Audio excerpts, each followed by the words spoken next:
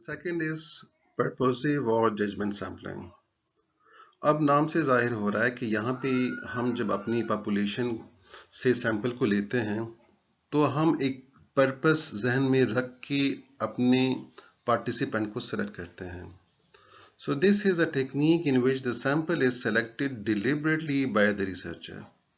कि रिसर्चर अपनी एक प्री डिटर्मिन डिसीजन करके कि पहले से उसने सोचा है कि उसने जो पार्टिसिपेंट लेने हैं उनमें से कौन से ट्रीट होने चाहिए और उसका एक पर्पस है, तो लिहाजा यहाँ पे रिसर्चर अपनी बेस्ट जजमेंट के मुताबिक पार्टिसिपेंट को सेलेक्ट करता है।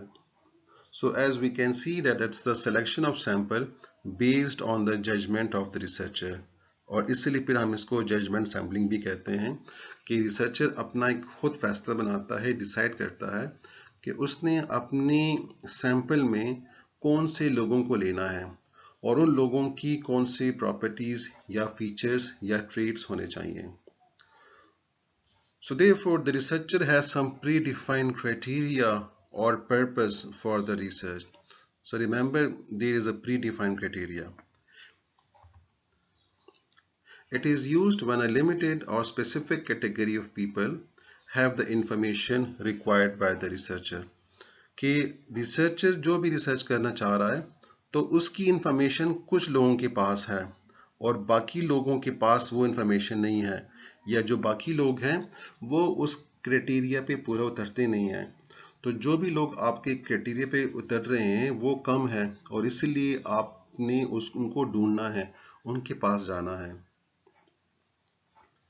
एग्जाम्पल्स काफ़ी आसान है यहाँ पे कि selection of student with a particular syndrome in an institution और लोकेलिटी। कि फर्ज करें आप किसी इंस्टीट्यूशन में, किसी यूनिवर्सिटी में या कॉलेज में या स्कूल में कुछ स्टूडेंट्स पे रिसर्च करना चाह रहे हो जिनकी कुछ पर्टिकुलर सिंड्रोम्स हैं, कुछ पर्टिकुलर उनके फोबियाज हैं या कुछ पर्टिकुलर उनकी ईलिंग सिम्टम्स हैं। तो अब आपके पास क्राइटेरिया बिल्कुल बराबर है, आपके पास अवेलेबल है कि आपने कौन से स्टूडेंट से डेटा कलेक्ट करना है। फॉर एग्जांपल, आप किसी पर्टिकुलर फोबिया पे रिसर्च करना चाह रहे हो तो आपने उन पर्टिकुलर लोगों को सेलेक्ट करना है और उनको ट्रेस करना है। या for example, if you are interested in students who are mentally retarded and therefore you have to search for mentally retarded students in that particular institution or locality.